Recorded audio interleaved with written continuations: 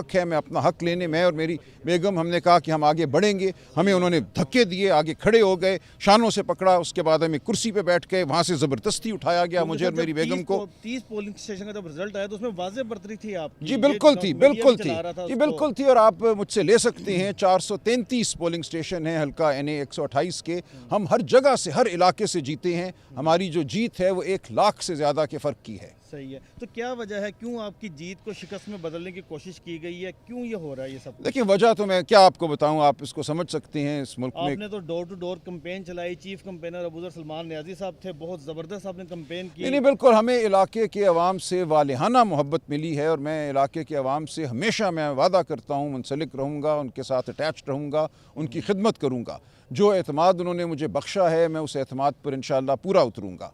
तो ये इलाके के अवाम के ख़िलाफ़ एक कोशिश की गई है कि उनकी जो आवाज़ है, उनकी जो ख्वाहिश है, उसको तल्फ़ किया जाए। हम ऐसा नहीं होने देंगे। तो जब रिटर्निंग ऑफिसर ये सारा गैर कानूनी काम कर रहे थे तो आपने उनको रोका, तो उनका क्या रिएक्शन था? जब उनका रिएक्शन ये था, उन्होंने SP इर्तज़ा को कहा evict him, implement my order, और उसके बाद हमें धक्के दे के वहाँ से बाहर निकाला गया। ऑर्डर यही था कि इनको निकाल दो यहाँ से बाहर। और दूसरा फरीक अंदर था?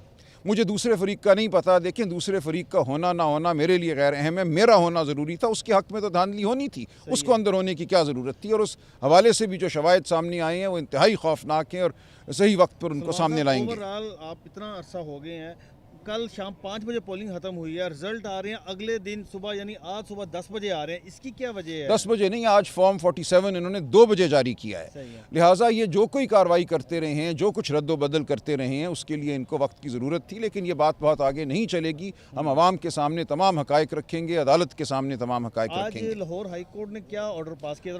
जी, लाहौर हाई कोर्ट ने यह कहा है कि जो ऐलान किया गया है RO NA 128 की जानिब से कि फ़लाँ शख्स कामयाब है और फ़लाँ शख्स कामयाब नहीं है, उस ऑर्डर पर कोई अमल दरामद नहीं करेगी इलेक्शन कमीशन। और RO को हुक्म दिया है कि जो ये रिज़ल्ट्स की कंसोलिडेशन का अमल है, यानी कि तमाम पोलिंग स्टेशन से जो वोटों को जमा करना है, वो अमल दोबारा किया जाए और मेरी मौजूदगी में किया जाए। अच्छा सलमान साहब, ये एक और चीज़ बताइएगा, जो आपके मुखालिफ कैंडिडेट हैं, क्या उनका कोई खास प्रेशर था रिटर्निंग ऑफिसर पर? ये आप रिटर्निंग ऑफिसर से पूछिए ना। मुझे जो उनका अंदर रिएक्शन आपके मुतल्लिक जो नज़र आया, उस हवाले से मैं बात कर रहा हूँ। देखिए कोई वजह होगी, अब वजूहात में मुझे जाने की ज़रूरत नहीं है। हम तो अमल को देखेंगे कि अमल गैर कानूनी था और इस अमल के ज़रिए अवाम के हक़ पे डाका डाला गया। कितने वोटों से अब जीत रहे हैं? जो आपके पास फॉर्म 45 मौजूद हैं? जी बिल्कुल मौजूद हैं और हम तकरीबन 1 लाख की लीड से जीत रहे हैं। 1 लाख की इतनी बड़ी धांधली मैं समझता हूँ पाकिस्तान की तारीख़ में नहीं हुई कि एक शख्स, एक उम्मीदवार जो हल्के के अवाम के एतमाद की वजह से 1 लाख वोटों की लीड से जीत रहा है, उसको हारा हुआ साबित किया जाए। आप ये देखिए कि तमाम धांधली के बावजूद ये मेरे वोट 1,60,000 से कम नहीं कर सके।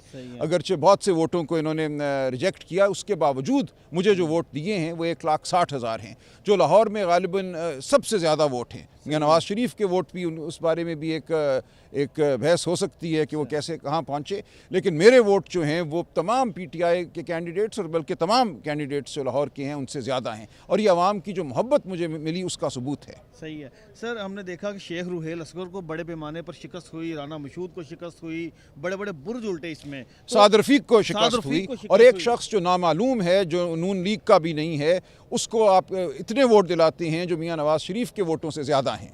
तो इसकी क्या वजह? आप बताइए इसकी क्या वजह है? वजह बिल्कुल वाज़ेह है। अच्छा ये बताइएगा कि अब लाहौर हाई कोर्ट के 12 तारीख तक ऑर्डर तक, ये जो आज नतीजा आया है NA 128, बिल्कुल वो कलअदम है, उस पर कोई अमल नहीं होगा।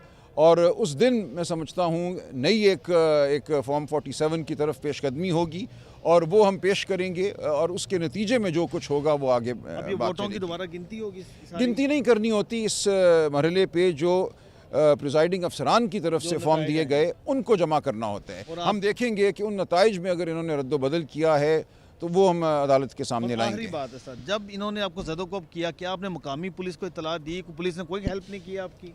जी मैंने तो कैंडिडेट थे। जी मैं किससे करता? अगर पुलिस ज़दोकोप कर रही हो और इलाके का SHO ज़दोकोप कर रहा हो और आपको धक्के दे के बाहर निकाल रहा हो तो आप कहाँ जाएंगे? मैंने यकीनन CCPO से बात की और उसके बाद मुझे ये कहा गया कि अब आप अपना हक जताइए। कहाँ हक जताऊँ मैं? रात के 12 बजे क्या, कौन सी अदालत थी? भी बेबस। देखिए उन्होंने बुरा मनाया, उन्होंने कहा कि जो हुआ है ये बिल्कुल गलत हुआ है, ये नहीं होना चाहिए था, लेकिन उसके बावजूद यही हुआ। मैंने जब भी कोशिश की RO के दफ्तर के अहाते में दाखिल होने की, मुझे दाखिल नहीं होने दिया गया। सही है। आखिरी बात है, चीफ इलेक्शन कमिश्नर, क्या आप समझती हैं कि शफाफ इलेक्शन करवाने में कामयाब हुए पूरे मुल्क में? ओवरऑल देखिए कैसे मैं ये कह सकता हूँ कि हुए, जो होता रहा इलेक्शन कैंपेन के दौरान, जो बात शुरू हुई नॉमिनेशन पेपर्स और उसके बाद स्क्रूटनी के दौरान, फिर कैंपेन के दौरान हमारे बैनर पोस्टर हर रोज़ उतार दिए जाते थे। हमारे लोगों को जो हमें मदऊ करते थे किसी कॉर्नर मीटिंग के लिए, उनको हरासा किया जाता था।